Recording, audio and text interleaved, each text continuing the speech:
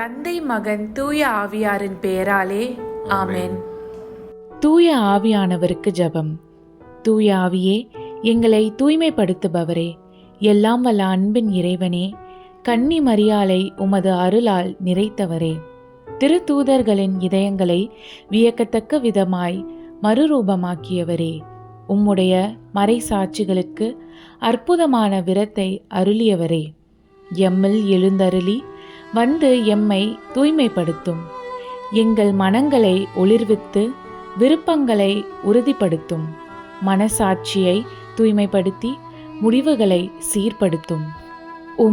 அகத்தூண்டுதல்களை எதிர்க்காமல் ஏற்கவும், எங்கள் இதயங்கள் உமது நெருப்பால் எப்போதும் பற்றி எரியவும் செய்தருளும்.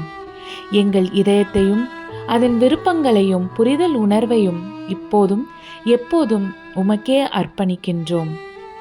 வழுவாத உமது வழித்துணையால் நீரே வழிநடத்தும் தூய கத்தோலிக்க திருச்சபையின் படிப்பினைகளையும் விண்ணக தூண்டுதல்களையும் முழுமையாக புரிந்து கீழ்ப்படிய செய்யும்.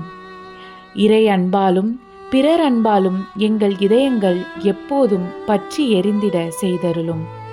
எங்கள் விருப்பம் எப்போதும் உமது திருவுள்ளத்திற்கு ஏற்றதாக இருக்க அருள் புரியும்.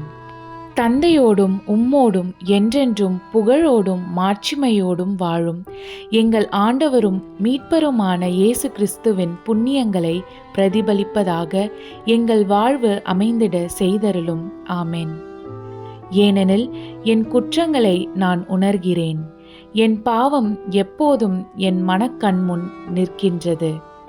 உமக்கு எதிராக நான் பாவம் செய்தேன், பார்வையில் தீயது செய்தேன். எனவே தீர்ப்பினால் நீதியை வெளிப்படுத்தியுள்ளீர். தண்டனை தீர்ப்பில் நீர் மாசற்றவராய் விளங்குகின்றீர். விண்ணுலகில் இருக்கிற எங்கள் தந்தையே, உமது பெயர் தூயதென போற்றப் பெறுக.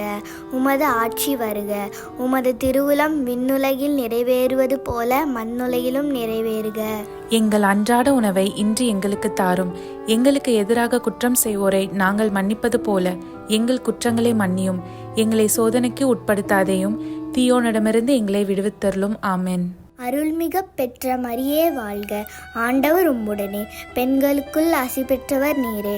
உம்முடைய திருவயிற்றின் கனியாகிய இயேசுவும் ஆசி பெற்றவரே.